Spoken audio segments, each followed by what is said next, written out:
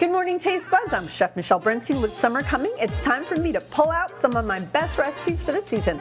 Join me today for recipes for the good old yummer-time, right now on SoFlo Taste. Yum!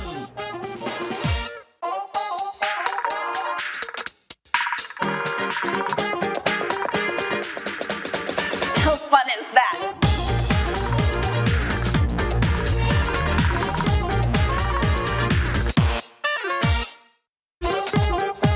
Welcome all to SoFlo Taste. I'm Chef Michelle Bernstein, and welcome to the Goya Kitchen here at JA World in Coconut Creek. It's summertime in SoFlo. I know it's early, but it usually gets here before the rest of the country.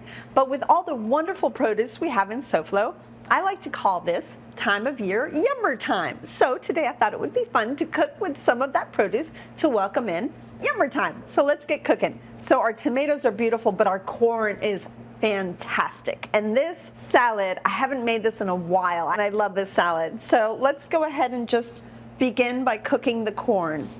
And the one thing I want you to make sure of is that you don't overcook your corn. And I want to take a little moment to talk about corn because a couple things. First of all, do you know how to cut corn off the cob so that you don't hurt yourself? I'm going to teach you a way to teach your kids how to cut corn because this is kind of fun and nobody thinks about this. So when I first taught my son Zachy to cut corn, this is what I did. So it's a little harder to get at it when it's standing up straight like that. So for the kids, just lay the corn down and then make sure always protect your little fingers, right? Or their little fingers, mine aren't so little. And then just slice straight down like so, and then obviously you have a good place to lay the corn down. Let's do that again. Make sure you kind of come around the corn a little to get every little piece off. And then again, turning it over. And this is great to teach the kids because eventually, and I always give my son, he has like this plastic knife that he's had for years to teach him how to use a knife because I think it's really important that the kids, learn with us. And so he always uses that knife. It's what he calls his safe knife, and it's wonderful. So you see that I've cleaned it all really well, but then you have all the goodness that's kind of still stuck inside there. So let's go ahead and scrape around the cob as well. It might not be as pretty, but this is where all the corn milk, we call that because it's creamy corn, kind of lives. So just scrape the cob like so, and now you have all the goodness from the ear of corn. Now, if I was making corn soup, all those cobs would go into a pot of water or chicken broth, and all of that delicious sweetness that's still within the cob, that would come out into the pot, and then having like a corn stock, I guess you could say. All right, so to cook the corn, this pan is already pretty hot. I'm pouring a little bit of olive oil, and I'm gonna just quickly throw the corn in there. Matter of fact, let's do it this way, to get every last bit. Corn cooks very quickly, so don't walk away from it. The one thing I will tell you, that you should season the corn now while it's in the saute pan. So I'm just gonna hit it with a little bit of kosher salt and some black pepper. You can do cayenne if you'd like that instead, and then shut it off because it is done. That was just a few seconds. Now that it's done, I'm just going to throw in some very thinly sliced scallions for a little onion flavor. Toss that in there.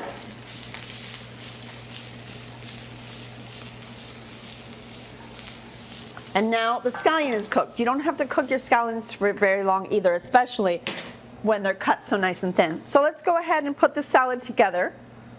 Let's pick our favorite tomatoes. I'm going to get some with a little color.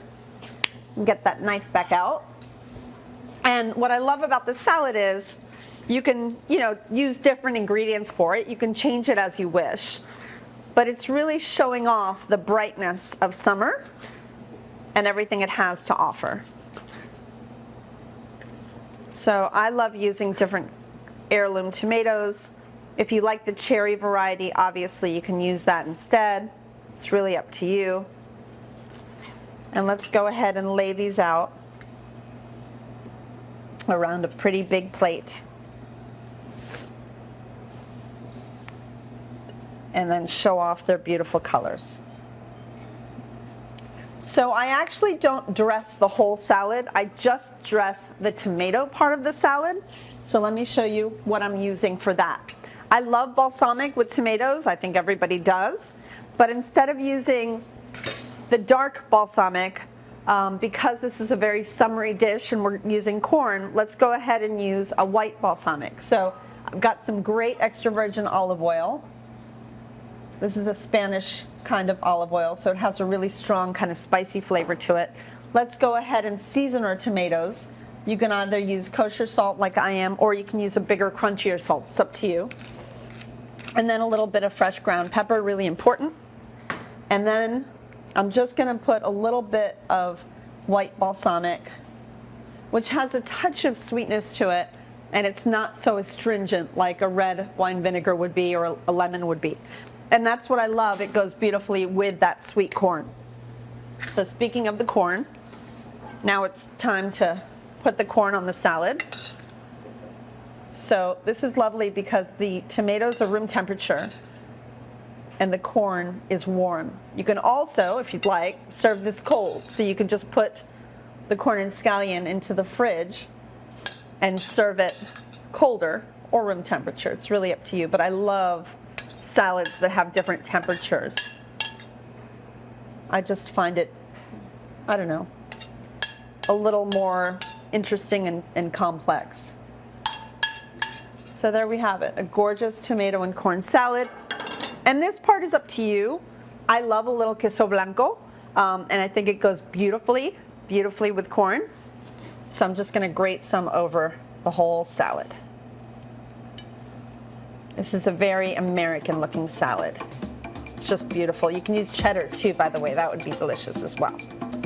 Just a little bit to make it even better. And there you have it. Not too bad. More of my Yum-mertime recipes after the break. Come right back.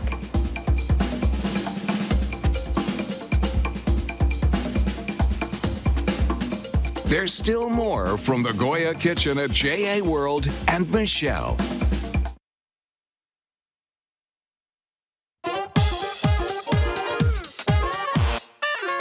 Welcome back to SoFlo Taste. By the way, I'm here at J.A. World in Coconut Creek, a wonderful place for our kids that teaches them about business and the economy. Get to know them at jasouthflorida.org or call 954-979-7100. They always make us welcome. Now back to the foods of summer. If you love shishito peppers, you're going to go crazy over this dish. If you don't love shishito peppers, just omit them from this dish and it's still going to be a delicious dish. I'm going in a little bit of flavors of Asia. We're going to do a little lime zest, some ginger, some soy sauce, and these gorgeous, gorgeous red shrimp. So these shrimp are from Delaware Chicken Farm and Seafood Market. They're called Royal Reds, and they are fabulous. They're kind of a cross between a langoustine flavor and a shrimp flavor.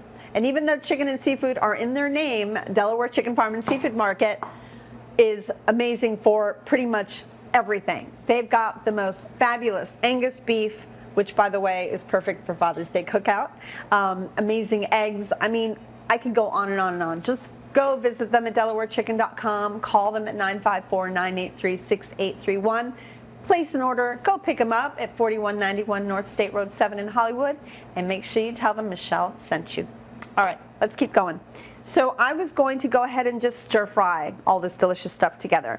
But I wanted to teach you quickly how to attack a piece of ginger, because some people actually don't know. So using a simple spoon that you would eat with, go ahead and peel the ginger very simply. And what's great about a spoon is that you can get into these little grooves that are hard to get with using a knife. Let me just do the other side. So just like so. And then you can go ahead and slice it any way you want to. So I've decided on turning this into a julienne slice instead of finely chopping it, so that I can really taste the ginger in my dish. So to do that, I love using a Japanese mandolin. So you go ahead and you take that piece of ginger and you make sure that this is on really nice and thin, and then go ahead and slice We're not going to use that much. We don't want to overpower the dish. So just a couple of slices of ginger and then layer them up together and julienne them. Really nice and skinny. And I'm going to keep them nice and long, like so. And that's it. If you want to make this really spicy, you can use some Thai chilies. I think I would just cut it in half. But again, we do have shishito peppers, which I don't know if you know this, but it's kind of like roulette with this thing. 1 in 10 could be really spicy. You never really know. It depends on how long they kept them on the vine and stuff like that. All right, so let's just go ahead and start cooking. A little bit of peanut oil. The first thing I'm going to cook is the pepper because it takes longer to cook than the shrimp. And we don't want to overcook our shrimp. So I'm going to throw some in there. Then I'm going to add my spicy chili, a little bit of salt, ginger, and some of these gorgeous shrimp.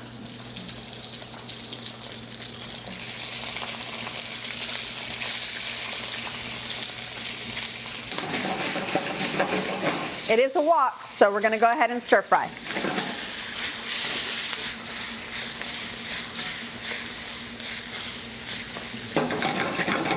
And it's actually almost done. So let's get ready to put this beautifully on a plate. So for flavor, I've brought along a lime to do a little bit of lime zest.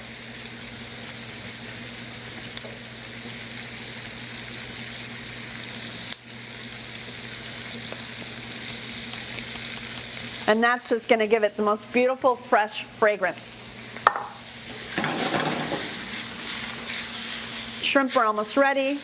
Shishitos are getting soft. I can see them.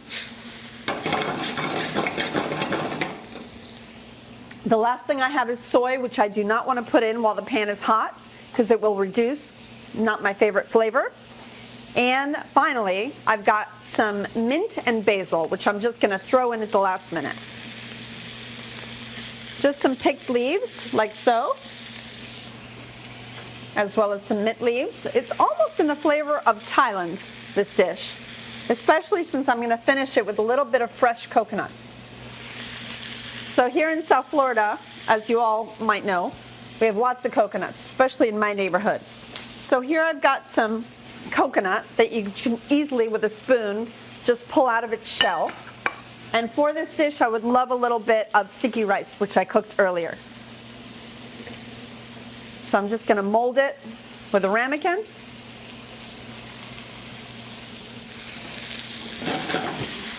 I shut the heat off.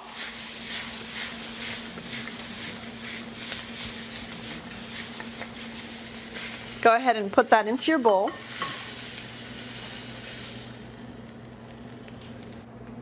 A little drizzle of soy.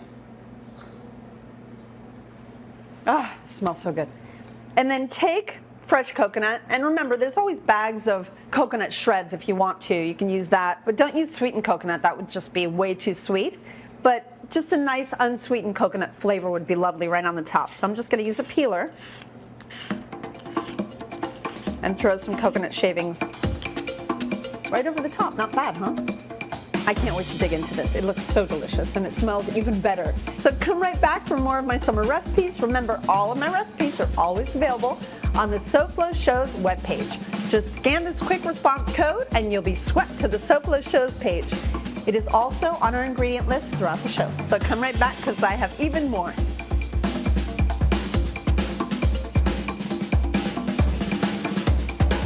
The fun continues right after SoFlo Taste with SoFlo Home Project, next on Local 10. We'll see what's cooking on SoFlo Taste right after this.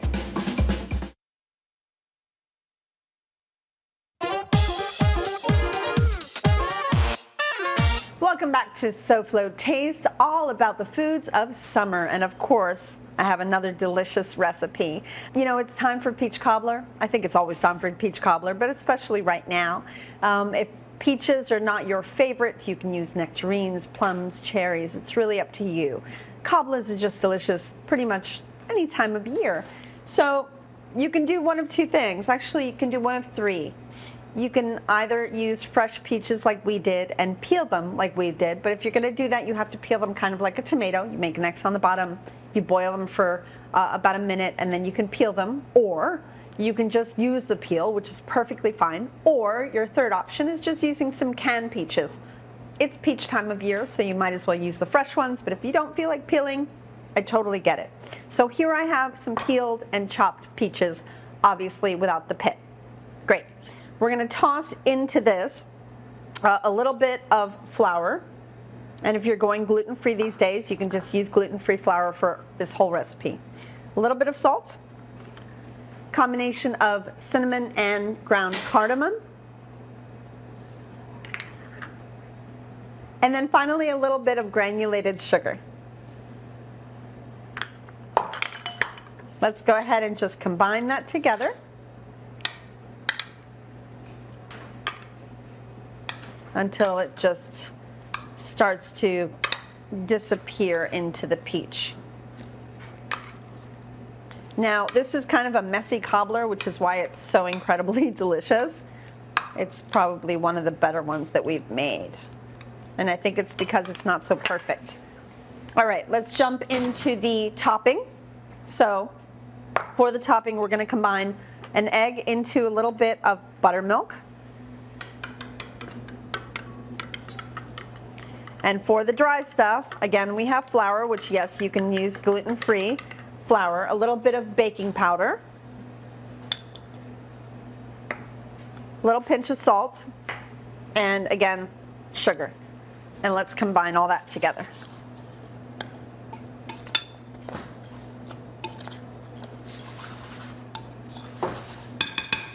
All right, let's go ahead and pour the wet ingredient into the dry ingredient.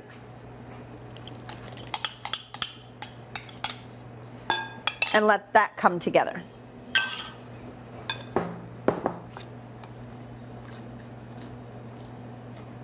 Now again, this does not have to be so perfect. What we loved about this recipe is that, again, it was rustic and it just gave the peach, you know, the starring role in this cobbler. So as you can see, this comes together. It looks pretty raggedy, which is a good sign. We don't want a tight dough. So if it was too wet, it would just look a little moist and it would end up a little greasy. And if it was too dry, it wouldn't have these kind of ragged edges. So it's really exactly where I want it to be. So let's go ahead and with our hands, just take some. And obviously this is a nice small cobbler. This is only for about 4 to 6 people. I guess if it were my boys eating it, this would be for 2. But you know, it's up to you. You can make a much larger cobbler. The topping recipe that I'm giving you is for a lot more people. So you can go ahead and just double the filling recipe for it. So I love a good amount of topping. All right, and then when you're done with that, go ahead and take some little cubes of butter, because it definitely needs a little fat in there, and just dot the top with a little bit of butter. Make sure your butter is unsalted. I've done this before with salted butter, and it was a very salty, savory cobbler. Didn't work out very well. And then finally, let's make a little more topping out of some sugar in the raw. And you can either mix this with a little cinnamon, like I have, or you can just leave it on its own. It's up to you. So let's go ahead and just sprinkle some of that right over the top. So when you come back, we'll bring this out of the oven, and of course, I have to have cobbler a la mode, so we'll see how that all pans out when you come right back.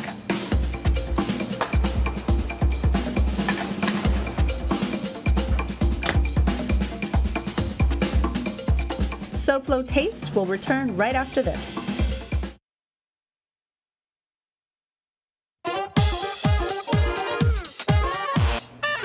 Welcome back to SoFlo Taste and our summertime show. So our peach cobbler is out of the oven. Let's go ahead and serve ourselves a very generous amount because, you know, I'm kind of alone up here right this minute. although I do share all of these with the crew. A little trick, whenever you're scooping ice cream, just take some really hot water and have your scooper sitting in that hot water right before you serve your ice cream. All right, so let's do our little a la mode. Yay! And there you have it, a beautiful peach cobbler. Thank you so much for joining me today to try these summer recipes because they are the best with the harvest of summer, but you can adapt them for any time of the year like I do. Next week, I'll be looking back at some of my best recipes to celebrate dear old Dad on his day. So join me for my best Father's Day recipes on the next SoFlo Taste. Now let's check in with my friend, our friend, Elena Capra, host of SoFlo Home Project. Good morning, Elena. What are you doing next on SoFlo Home Project? Hi, Michelle. Good morning. So today we are talking about restyling. Coming up on SoFlo Home Project, we show you how to add existing furniture and accessories to some new pieces to create one fabulous new look for your home. Thank you, Elena. We'll be watching. So taste buds, thanks for spending another morning with me. I love sharing our time. Please be smart, be safe, and be vaccinated. And I'll see you here next week. Goodbye and very, very good taste.